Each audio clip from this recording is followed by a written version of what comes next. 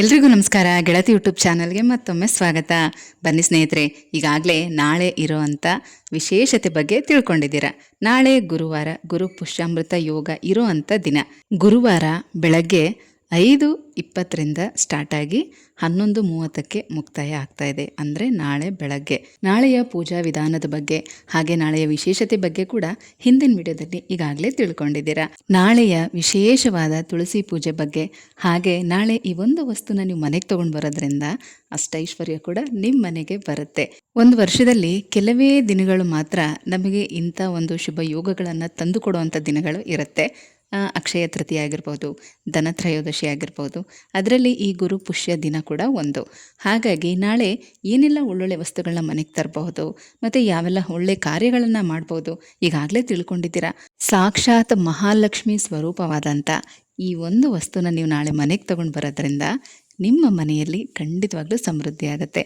ಅದು ಯಾವ ವಸ್ತು ಅಂತಂದರೆ, ಯಾವುದೇ ಗಿಡಗಳು, ಮನೆ ವಾಸ್ತು ಗಿಡ ಆಗಿರ್ಬೋದು, ಹೂವಿನ ಗಿಡ ಆಗಿರ್ಬೋದು, ಅಥವಾ ತುಳಸಿ ಗಿಡ ಆಗಿರಬಹುದು. ನಾಳೆ ನೀವು ಗಿಡ ಮನೆಗೆ ತರೋದಂತಲ್ಲ, ಯಾವುದೇ ಒಂದು ಗಿಡನ ನೀವು ನೆಡೋದ್ರಿಂದ ಕೂಡ ಅದರ ಬೆಳವಣಿಗೆ ನಿಮ್ಮ ಮನೆಯ ಸಮೃದ್ಧಿಯನ್ನು ಸೂಚಿಸುತ್ತೆ. ಈಗಾಗಲೇ ಮನೇಲಿ ತುಳಸಿ ಗಿಡ ಇದೆ, ಮತ್ತೆ ತರೋದಕ್ಕಾಗಲ್ಲ ಅಂತ ಅನ್ನೋರು ಯಾವುದೇ ಹೂವಿನ ಗಿಡ ತೊಗೊಂಡು ಬಂದು ನಾಳೆ ನೆಡಬಹುದು. ಅಥವಾ ವಿಳೆದೆಲೆ ಗಿಡ, ಪಾರಿಜಾತ ಗಿಡ, ವಾಸ್ತುಗೆ ಸಂಬಂಧಪಟ್ಟಂಥ ಗಿಡಗಳು ಯಾವುದು ಬೇಕಾದರೂ ತೊಗೊಂಡು ಬರ್ಬೋದು. ತುಂಬಾ ಒಳ್ಳೆಯದು. ಇಂಥ ಗಿಡಗಳನ್ನ ನೀವು ಮನೆಗೆ ತರೋದಾದರೆ ಬೆಳಗ್ಗೆ 11:30 ಒಳಗಾಗಿ ಈ ಗಿಡನ ತೊಗೊಂಡು ಬನ್ನಿ, ತುಂಬ ಒಳ್ಳೆಯದು. ಅಥವಾ ಇದನ್ನೆಲ್ಲ ತರೋಕ್ಕಾಗಲ್ಲ ಅನ್ನೋರು ನಾಳೆ ವಿಶೇಷವಾಗಿ ಈ ರೀತಿ ತುಳಸಿ ಪೂಜೆನ ಮಾಡೋದ್ರಿಂದ ಕೂಡ ಆ ಮಹಾಲಕ್ಷ್ಮಿ ಆಶೀರ್ವಾದ ನಿಮಗೆ ಸಿಗುತ್ತೆ.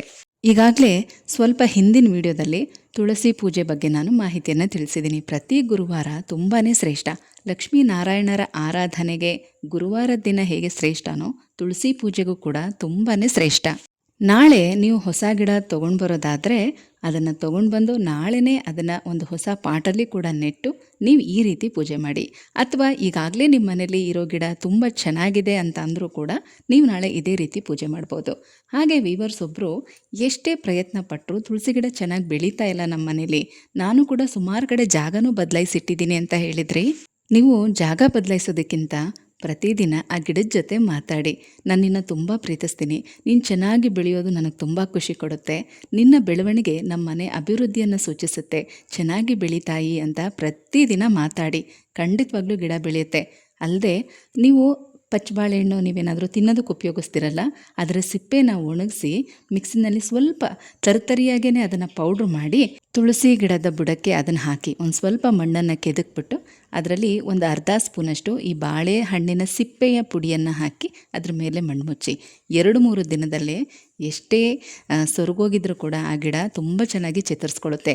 ಇದು ತುಳಸಿ ಗಿಡಕ್ಕೆ ಮಾತ್ರ ಅಲ್ಲ, ಬೇರೆ ಯಾವುದೇ ಹೂವಿನ ಗಿಡ ಸರಿಯಾಗಿ ಬರ್ತಾ ಇಲ್ಲ ಅಂದರೂ ಕೂಡ ನೀವು ಈ ರೆಮಿಡಿಯನ್ನು ಮಾಡಿ ನೋಡಿ. ನಾನು ಕೂಡ ಮಾಡಿದ್ದೀನಿ, ತುಂಬ ಚೆನ್ನಾಗಿ ಬಂದಿದೆ. ಹಾಗಾಗಿ ನಿಮ್ಗೆ ಹೇಳ್ತಾ ಇದ್ದೀನಿ, ಇದೆರಡನ್ನು ನೀವು ಫಾಲೋ ಮಾಡಿ. ನಾನು ಯಾಕೆ ಹೇಳ್ತಾ ಇದ್ದೀನಿ ಅಂದರೆ, ಪ್ರತಿಯೊಂದು ಗಿಡಗಳು ಕೂಡ ನಮ್ಮ ಭಾವನೆಗೆ ಸ್ಪಂದಿಸುತ್ತೆ. ಹಾಗಾಗಿ ಹೇಳ್ತಾ ಇದ್ದೀನಿ. ಬೆಳಗ್ಗೆ ಹೊತ್ತು ನೀವು ಪೂಜೆ ಮಾಡುವಾಗ, ನಮಸ್ಕಾರ ಮಾಡುವಾಗ ನಿಮ್ಮ ಮನಸ್ಸಿನ ಮಾತನ್ನು ಆ ಗಿಡದ ಹತ್ರ ಹೇಳ್ಕೊಳ್ಳಿ, ಮಾತಾಡಿ. ಖಂಡಿತವಾಗ್ಲೂ ಅದು ನಿಮ್ಮ ಭಾವನೆಗೆ ಸ್ಪಂದಿಸುತ್ತೆ, ಸೊಂಪಾಗಿ ಬೆಳೆಯುತ್ತೆ. ನಾಳಿನ ತುಳಸಿ ಪೂಜೆಗೆ ಬೇಕಾಗಿರುವಂಥ ಸಾಮಗ್ರಿಗಳು: ಒಂದು ಅರ್ಧ ಗ್ಲಾಸ್ ಹಸಿ ಹಾಲು, ಪ್ಯಾಕೆಟ್ ಹಾಲಾದರೂ ಪರವಾಗಿಲ್ಲ, ಕಾಯಿಸೋದಕ್ಕಿಂತ ಮೊದಲು ಒಂದು ಅರ್ಧ ಗ್ಲಾಸ್ ಎತ್ತಿಟ್ಕೊಳ್ಳಿ. ಮತ್ತು ಪೂಜೆಗೆ ಸ್ವಲ್ಪ ಬಿಲ್ವ ಪತ್ರೆ, ತುಪ್ಪದ ದೀಪ. ನೀವು ತುಳಸಿ ಮುಂದೆ ಪ್ರತಿದಿನ ಯಾವ ದೀಪ ಹಚ್ತೀರೋ ಅದೇ ದೀಪಕ್ಕೇ ಸ್ವಲ್ಪ ತುಪ್ಪ ಹಾಕಿ ದೀಪ ಹಚ್ಚಿ ಅಷ್ಟೇ. ಈ ಒಂದು ಹಸಿ ಹಾಲನ್ನು ನೈವೇದ್ಯಕ್ಕಿಟ್ಟು ತುಪ್ಪ ದೀಪ ಹಚ್ಚಿ ಬಿಲ್ವ ಪತ್ರೆ ಮತ್ತು ಸ್ವಲ್ಪ ಅಕ್ಷತೆನ ನಿಮ್ಮ ಕೈಯಲ್ಲಿ ಇಟ್ಕೊಂಡು ಮೊದಲು ಪ್ರಾರ್ಥನೆ ಮಾಡ್ಕೊಳ್ಳಿ.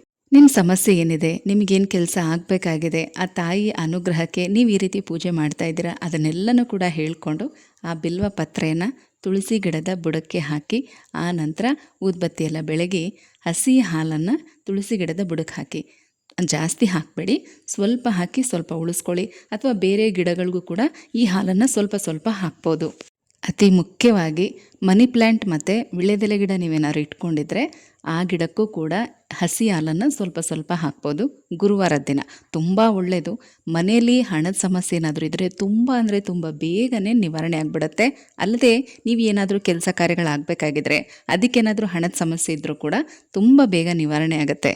ಈ ರೀತಿ ಈ ಗುರುವಾರ ಸ್ಟಾರ್ಟ್ ಮಾಡಿ ನೀವು 5 ಗುರುವಾರ ಅಥವಾ 8 ಗುರುವಾರ ಅಥವಾ 16 ಗುರುವಾರ ಇದೇ ರೀತಿ ತುಳಸಿ ಪೂಜೆನ ಮಾಡ್ತಾ ಬನ್ನಿ. ನಿಮ್ಮ ಮನೇಲಿ ಆಗೋವಂಥ ಧನಾತ್ಮಕ ಬದಲಾವಣೆನ ನೀವೇ ಗಮನಿಸಿ. ಯಾವಾಗಲೂ ಅಷ್ಟೇ, ನಾವು ಅಂದ್ಕೊಂಡಿದ್ದ ಕೆಲಸ ಆದಮೇಲೆ ನಾವು ಕೃತಜ್ಞತೆ ಹೇಳುವಂಥ ಬುದ್ಧಿಯನ್ನು ಬೆಳೆಸ್ಕೋಬೇಕು.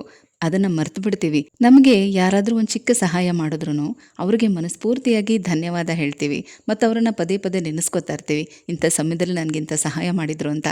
ಅದೇ ರೀತಿ ನಾವು ಅಂದುಕೊಂಡಿದ್ದ ಕೆಲಸ ಆದಮೇಲೆ ಆ ದೇವ್ರಿಗೂ ಕೂಡ ನಾವು ಕೃತಜ್ಞತೆ ಹೇಳಬೇಕು. ದೇವಸ್ಥಾನಕ್ಕೆ ಹೋಗಿ ಅಲ್ಲಾದ್ರೂ ನಮ್ಮ ಮನಸ್ಫೂರ್ತಿಯಾಗಿ ಕೃತಜ್ಞತೆ ಹೇಳಿ, ಅಥವಾ ಮನೆಯಲ್ಲೇ ದೇವರ ಮುಂದೆ ಕೂತ್ಕೊಂಡು ಕೃತಜ್ಞತೆ ಹೇಳಿ. ತುಳಸಿ ಗಿಡಕ್ಕೂ ಹಾಗೇನೆ ಪ್ರತಿದಿನ ಯಾವುದೇ ಕೆಲಸದ ಮೇಲೆ ಮನೆಯಿಂದ ಹೊರಗಡೆ ಹೋಗುವಂಥವ್ರು ತುಳಸಿಗೆ ನಮಸ್ಕಾರ ಮಾಡೋದು, ಅಥವಾ ತುಳಸಿ ಗಿಡಕ್ಕೆ ಸ್ವಲ್ಪ ನೀರನ್ನು ಹಾಕಿ ನಮಸ್ಕಾರ ಮಾಡ್ಕೊಂಡು ಹೋಗೋದು, ತುಳಸಿ ಬಿಡದ ಮಣ್ಣನ್ನು ಹಣೆಗೆ ಹಚ್ಕೊಂಡು ಹೋಗೋದು ತುಂಬ ಒಳ್ಳೆಯದು. ಕೆಲವರು ಇದನ್ನೆಲ್ಲ ಮಾಡೋದೇ ಇಲ್ಲ ಬಿಡಿ.